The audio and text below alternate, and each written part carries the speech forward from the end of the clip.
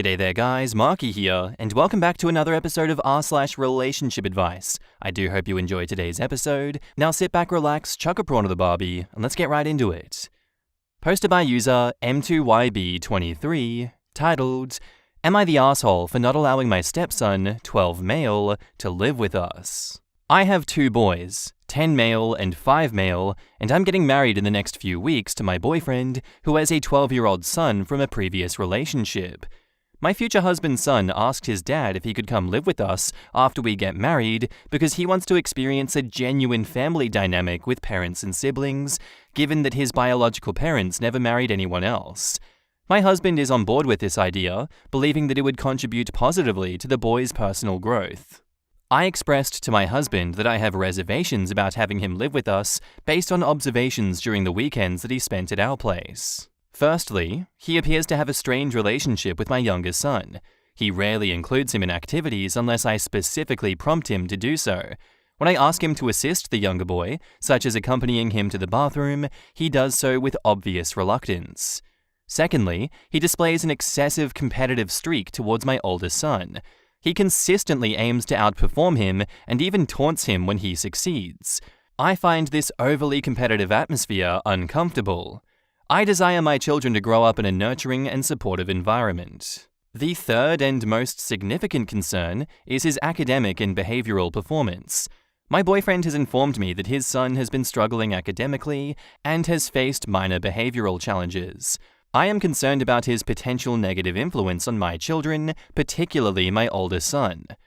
My husband dismisses these concerns as typical for his age, believing that with our guidance, he could improve.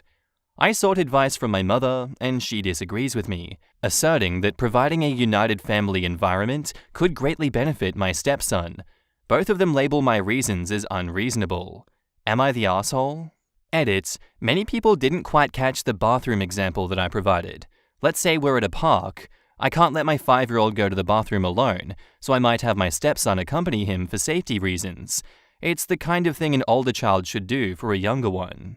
In the comments, Panda Frank Opinions says, You're the asshole. You are marrying his father, so you should start considering him as your son as well. If your eldest son, 10 male, started displaying all of these behaviors, then surely you wouldn't just kick him out and give up on him. I would get your boyfriend on board with ways to deal with the behaviors that you are not happy with. Exactly. Behavioral challenges can easily stem from the fact that he is experiencing this split family situation. They should definitely do family counseling though if they all move in together. OP is describing every sibling situation I have ever encountered, especially when it's 3 boys. OP, your kid is 5. Take him into the ladies' room. My gods, these are a you issue. Don't ever get married to anyone ever. These are not behavioral challenges. These are, let's parentify the new sibling, and we don't actually know anything about healthy child development or blended households. Plus, it's completely normal for a 12-year-old to not include the 5-year-old. If the 10-year-old has friends over his age, he would completely ignore his little brother as well. Children see so much younger siblings, and including them as embarrassing within their friend group. It doesn't mean the stepson will not learn to be helpful with the little one. He just never had to, so doesn't know better. I have kids around the same ages, and it's routine in my home for the bookends to leave out the middle one, because kids, that's why. I would expect a sibling to buddy up for the bathroom, but I wouldn't expect a brand new step-sibling to be comfortable or willing to do this. It's not an automatic thing. We could work up to it, sure. NG945 says, You're the asshole. He is your soon-to-be husband's son. He is as entitled to live under the roof as your children are. End of. I cannot believe this is real. He should tell her that her kids should stay with their dad and not come with her after marriage. I wonder what she would think. Well, suddenly there would be a problem because these are her children. She wants to pretend like his son doesn't exist. That's pretty obvious. Yeah, I'm pretty much on board with what these comments are saying. It's such an unhealthy dynamic to just not want to include this soon-to-be son in your family. Like OP, if you are marrying this man, then this child is becoming your son. You don't just abandon children, especially your own children, just because they're not related to you biologically. That's really messed up. And look, he's expressed his willingness to be part of a stable family unit because at 12 years old, he recognizes the challenges of growing up without something like that, and he yearns for stability. But yet, as a result of the negative consequences of not having a stable family unit and him not exhibiting the same emotional control and perhaps social conditioning that your children that grew up with a stable household by the sounds of it have, that's grounds enough for you to be like, no, not even going to give you the opportunity to grow in a healthy environment. I don't know, that just hits me deep as like unimaginably cruel to even bring this up.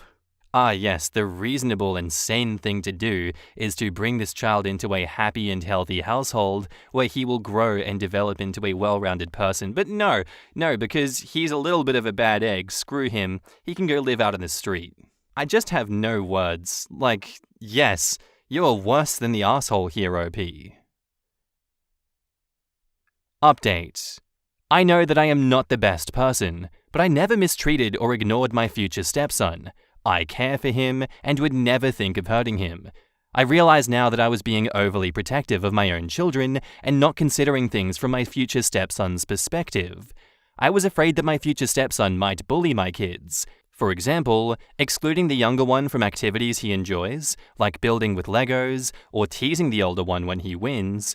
But now I can see that if he wants to live with us, it's because he cares about his future siblings. Moreover, as a responsible adult, I understand that I have an obligation to help him with behavior and school grades. I talked to my boyfriend, and I accept that he can come live with us. Now, we'll need to move to a new house so that each child can have their own room, and we'll have to work on getting custody.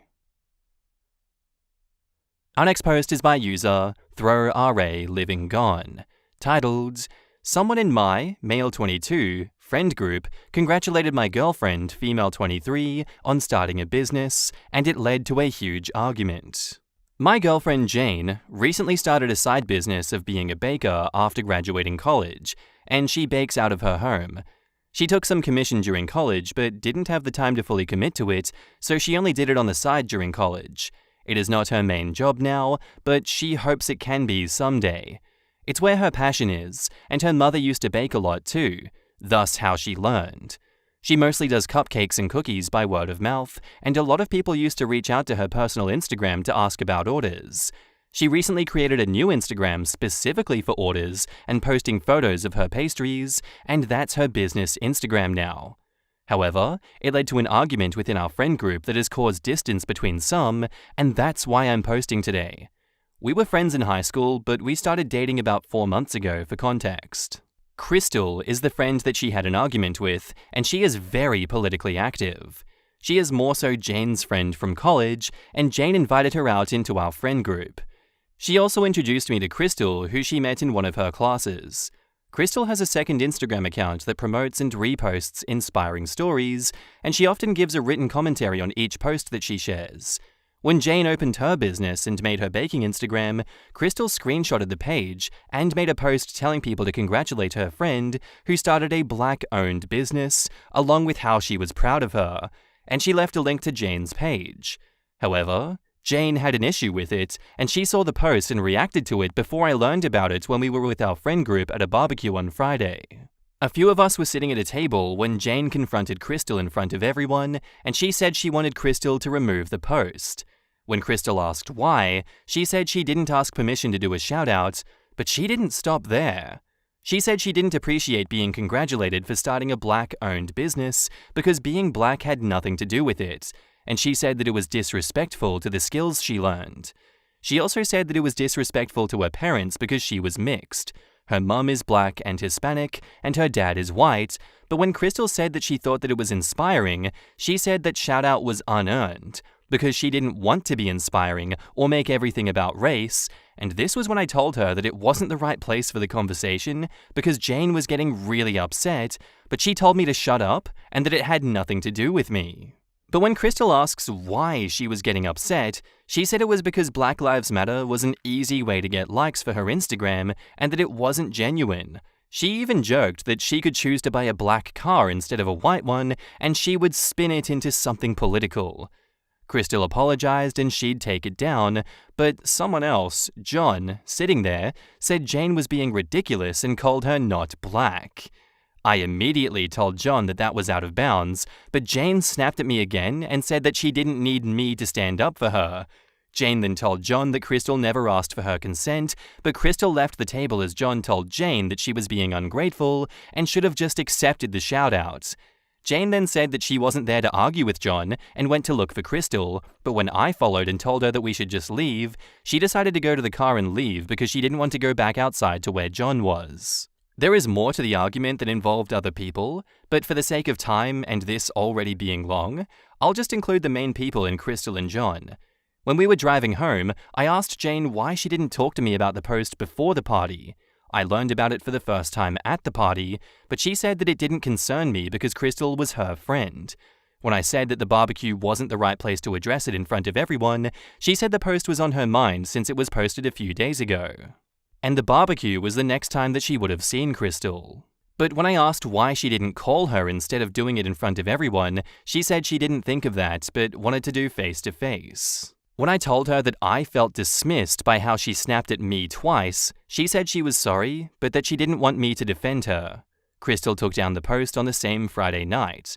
However, John went on social media on Saturday and ranted about how Jane didn't think she was black, and she engaged him in the comments last night, which led to me making this post.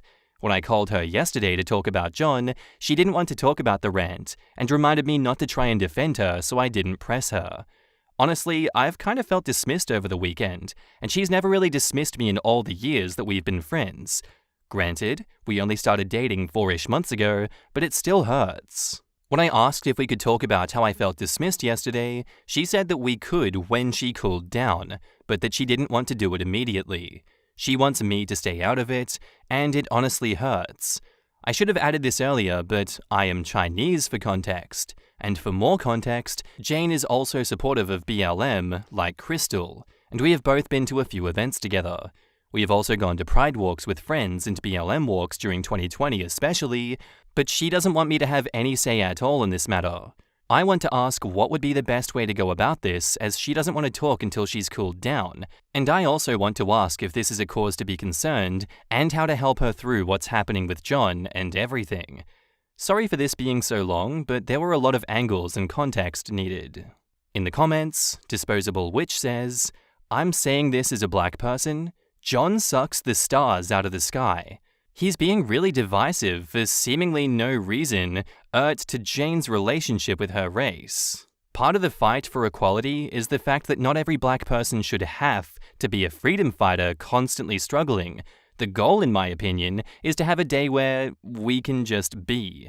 That said, Jane's comment about making everything about race and implying mentioning BLM and people supporting other black-owned businesses isn't genuine also sucks the wind out of the West. Whether we like it or not, the world judges us by what it sees. I desperately wish I could live in a world where I wasn't constantly fighting people to prove that I belong. I wish I didn't have to justify my presence in certain neighborhoods to police. I wish I didn't have to read every few months about someone being gunned down in the streets because their life was deemed as worth less than a few packets of cigarettes or something, and a bunch of comments being so openly hateful to black people. I wish people could just see me as a geologist as opposed to a black geologist. But that's not the world that we live in, and unfortunately John was kinda right about being a role model to kids, whether you like it or not. People are going to see her as a brown woman, regardless of the intricacies of her race, making her way in the world by doing what she loves, and that's something a lot of brown people don't get to see for ourselves. She shouldn't so easily shirk that aspect. Regardless though, it was wrong to blast her on social media without her consent and doing so in a way that ignored important parts of her identity as a mixed person. I have no clue how to solve this stuff with John and the harassment other than a public address on her business page and blocking and reporting all of the nasty stuff. I hope y'all make it through just fine. Update. Before I get to my update, I want to say that I'm grateful to the commenter in my first post who said that I was overreacting by telling Jane that I was hurt by how she told me to shut up despite her apologizing. I just felt the urge to try and defend her when John said everything that he did, and the commenter that said that Jane was more than capable of defending herself, and to not personalize it too much, and focus on supporting her instead, and that made my first post worth it already to have learned that. I also apologized to Jane for overstepping my boundaries, and she apologized to me again for telling me to shut up, even though I told her that she didn't have to. I told her that I would let her handle it, and that I didn't want to make it seem like she couldn't defend herself. But she said she would value my advice because we were in it together, and she apologized for excluding me too.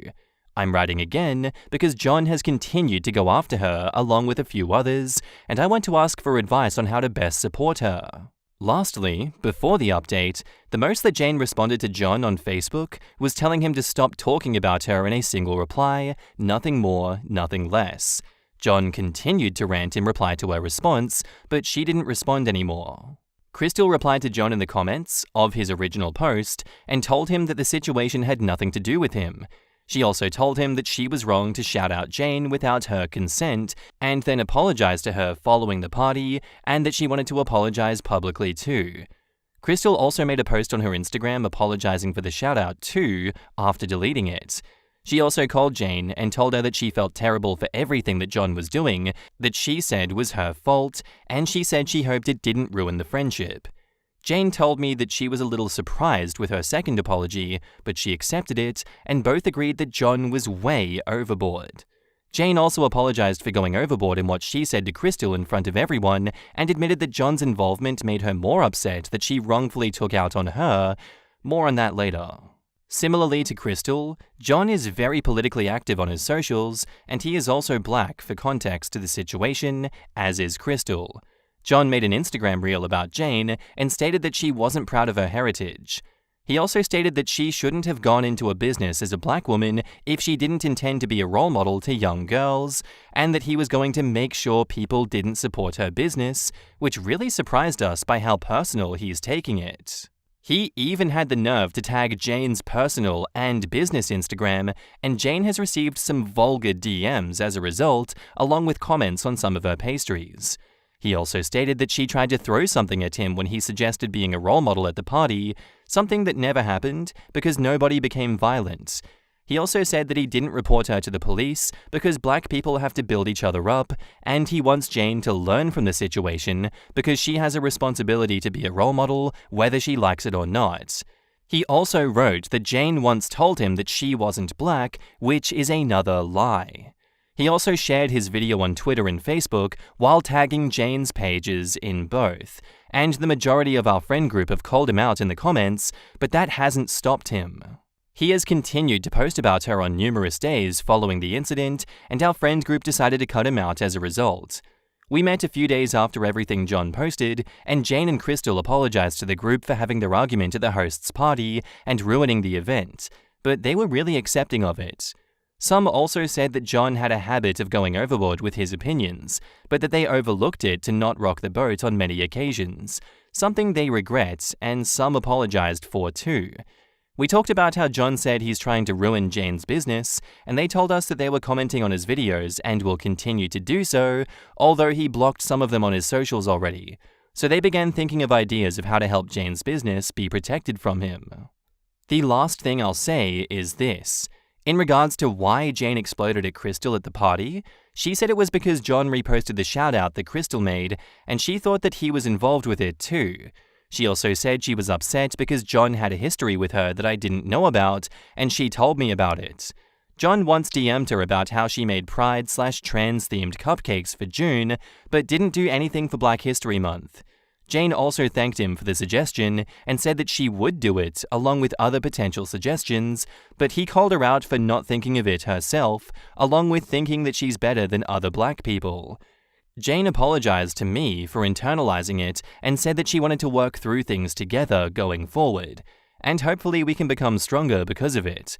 But a lot of what she yelled at Crystal about was actually meant for John because she thought that he was involved in Crystal's post, and she admitted that she was wrong and apologized to Crystal about it too, and she also shared that bit with our friend group when we met to discuss John. I'm open to any suggestions on how to deal with John, as he has continued to post about her after his initial videos, and I really want to thank anyone who replies. In the comments, Imoregan says, I feel like there are a lot of underlying issues that weren't talked about by OP. Jerigret says, it seems like John told Jane that she isn't black enough, and so when the shout-out for her black-owned business happened, she was already sensitive about the whole issue, specifically where John is involved. Jane wants to be seen as more than just her race, and for her business to succeed outside of her race, but John says that she is not black enough, while I'm assuming she is probably seen in other circles as black when there is more to her heritage. Of course, this analysis is coming from a white girl with no real experience in these matters, so shrug. OK Professional says, black woman here who thinks you were spot on, John decided to play gatekeeper. He didn't like OP's girlfriend's statement about not just being black. He twisted that to mean something it didn't.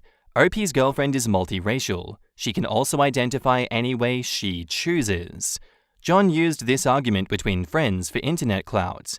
I do hope that someone exposes him. Training Constant says, my takeaway from this is that John is somewhat obsessed with Jane and he needs to maybe keep his mouth shut. He sounds like those 5-year-olds who try to get a girl's attention by being rude to her. I don't know, it seems to me like John likes Crystal and went way overboard trying to defend her. Crystal even commented on John's post where he attacked Jane and admitted that she was wrong to give the shout-out without her consent and told him to stop, but he didn't listen to her. Oof, yeah, this has been quite the saga, this post, that's for sure. I guess I've been hesitant to really comment on it myself because I don't really know if it's my place to say anything about this, but what I can say is that this is a goddamn mess. And yeah, like that first comment said, I feel like there is a lot of underlying issues not being brought up, and so much context in this second post that was brought to light that is like, oh, things are starting to make sense now. But yeah, I don't agree with John's actions here. I don't understand why he's going so crazy. I kind of would like to get his side of the story if ever possible. I want to know why he's going so hard because there's got to be a reason. I don't think he's just crazy. At least I hope he's not. But yeah, it seems as though things spiraled way out of control when he decided to butt into this situation, and he continues to attack everyone for no logical reason from my point of view. What do you guys think? I would love to know in the comments down below. Anyway, that's where I'm going to end today's story, guys. I do hope you enjoyed. If you did, smack like, and I'll see you in the next one. Bye.